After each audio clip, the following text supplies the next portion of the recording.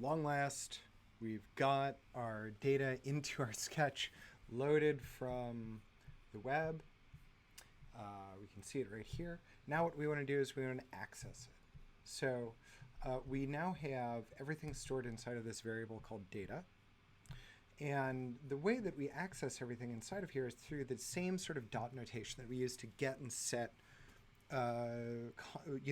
attributes inside of our objects that we created when we were doing classes and those kinds of objects, right? So if we wanted to, for example, access the number of people, we would say data dot number, right? Because this is and this will give us the value of this key right here. Remember, key value pair. So now if I change this to number inside of here and I run the console log, it'll just print out 3. Cool. So what do we do when we've got something where we've got, when we're running into something where we've got an array nested inside of one of these things? Well, we can look at what's inside of here. We see that there's people, then people has each people item in the array has both a craft and a name. So if we wanted to, we can access this through dot notation again, right? So we can say data dot people, and if we wanted to access the first name inside of here, say 0 dot name. Now when we run this, what we should see is Chris Cassidy. Excellent. Now if we wanted to, for example, print these out on screen, what we could do is we could just do a little for loop, right? And we can say for let I equal 0, 0 not O, I is less than, and now here what we can do is we can say data dot, we don't necessarily know how many people there are up in space, so we can say data dot people dot length, because data dot people gives us an array, so it's got length just like the arrays we were doing before. Say I plus plus, and then we can call text, and then we say data dot people I dot name, and then we'll 10 pixels over, and then we'll say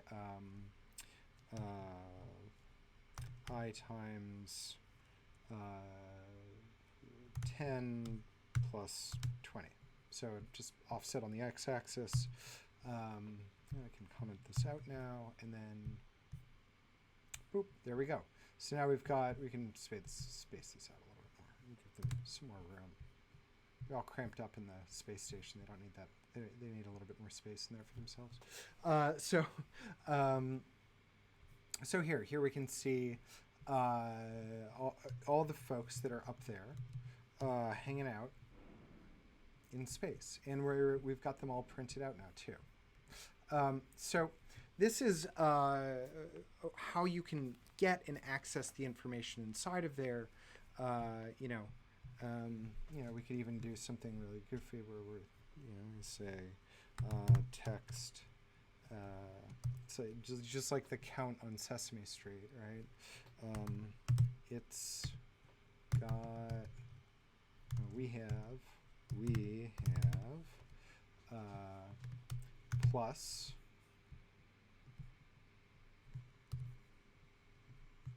data dot number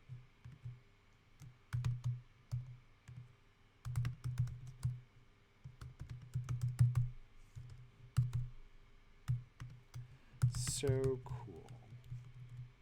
So this now we've got something where we can say, all right, this is really cool. We've got people in space, and now we can sort of just like get hype about all these people in space. So cool, 3 people in space. What we're going to do next is we're going to look at other ways in which we can take information out of an API. I'm going to show you the next one that we're going to use will actually load using HTTPS, so we don't need to use this CORS proxy. And we'll use it to set some attributes in inside of our sketch. We'll pull both data and text out of it, and we'll do something with that. So come back for that. I promise it'll be a lot of fun. We're also going to introduce this idea of something called a callback. So using a function to call another function to do something when that first one is finished doing stuff.